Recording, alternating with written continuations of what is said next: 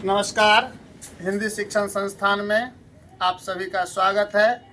आज मैं दिगंत भाग 2 के काव्य खंड का पहला अध्याय मलिक मोहम्मद जैसी द्वारा रचित करबक के संदर्भ में जानेंगे।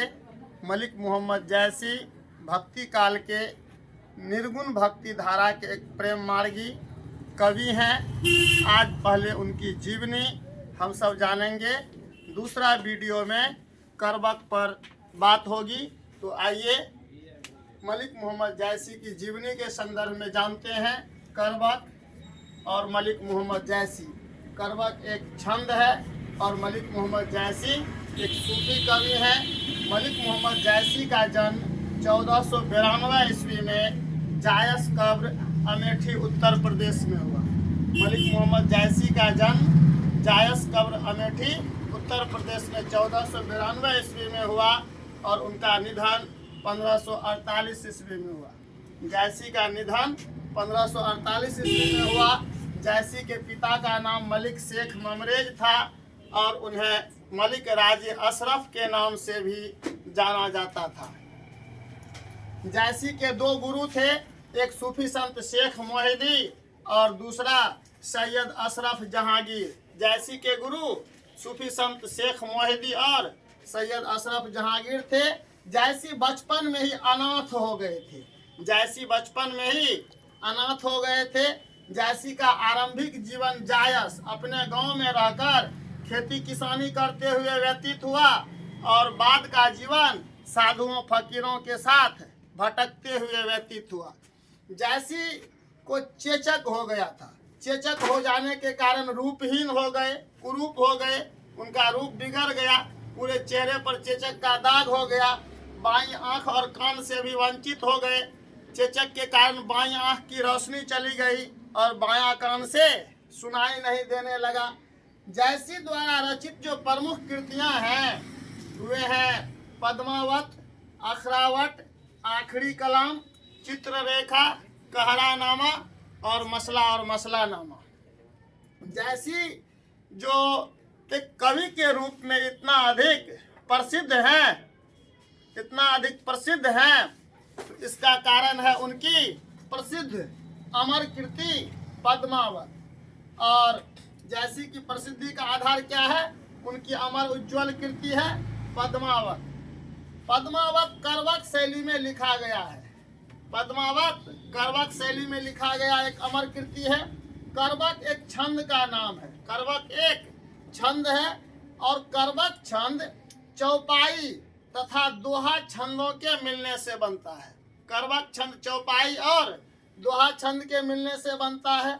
आपकी जो पुस्तक है दिगंत भाग 2, इसमें 2 करबक दिए गए हैं और ये दोनों करबक पद्मावत से लिए गए हैं। दोनों करबक पद्मावत से लिए गए हैं। पहला करबक पद्मावत के स्तुति खंड से लिया गया है, जबकि दूसरा करबक पद्मावत के उपसंहार खंड से लिया गया है।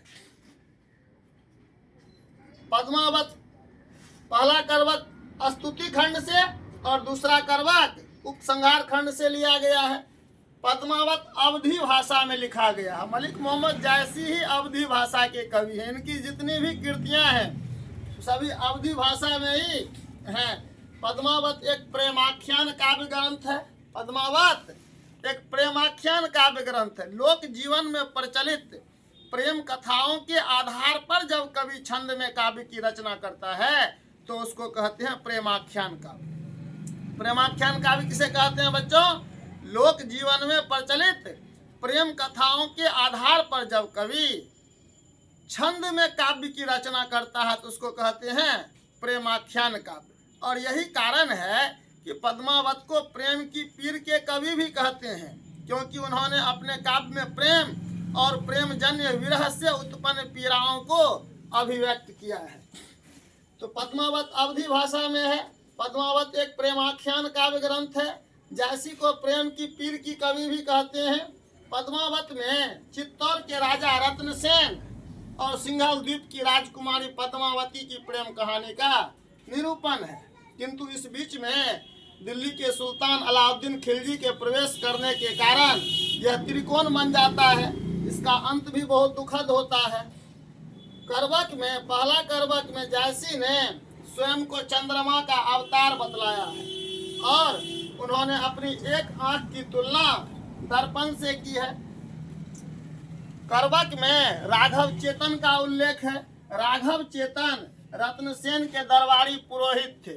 राघव चेतन रत्नसेन के दरबारी पुरोहित थे। मैंने बतला दिया कि अलाउद्दीन खिलजी दिल्ली के सुल्तान थे। जब आप मध्यकालीन भारत का इतिहास पढ़ेंगे तो उसमें 1206 ईस्वी से लेकर 1526 ईस्वी के बीच जितने भी दिल्ली के शासक हुए हैं उन्हें सुल्तान कहा जाता है।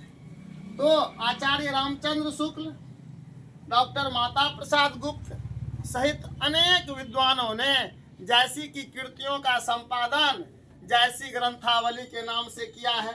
पद्मावती के एक सुआ मतलब तोता का नाम हीरामन था। जयसी भक्ति काल के निर्गुण भक्ति धारा में प्रेम मार्गी शाखा के एक अत्यंत महत्वपूर्ण कवि हैं और इस शाखा की शुरुआत जो सूफी काव्य परंपरा है इसके संदर्भ में आचार्य शुक्ल ने लिखा है कि मुल्ला दाऊद से यह शुरू होता है और इसकी अंतिम कड़ी मंझन है। मुल्ला दाऊद की प्रसिद्ध कृति का नाम चंदायन है और मंझन की प्रसिद्ध कृति का नाम मधुमालती है। बहुत धन्यवाद। सराही में और इस्लामिया चौक पर दोनों जगह हिंदी का बैच शुरू है। सराही में टाइम है 9 से 10 और 10 से 11 बजे। इस्लामिया चौक पर 4 से 5 और 5 से 6 बजे 12th की हिंदी की क्लास शुरू है। फिर मिलते हैं दूसरे वीडियो में। धन्यवाद।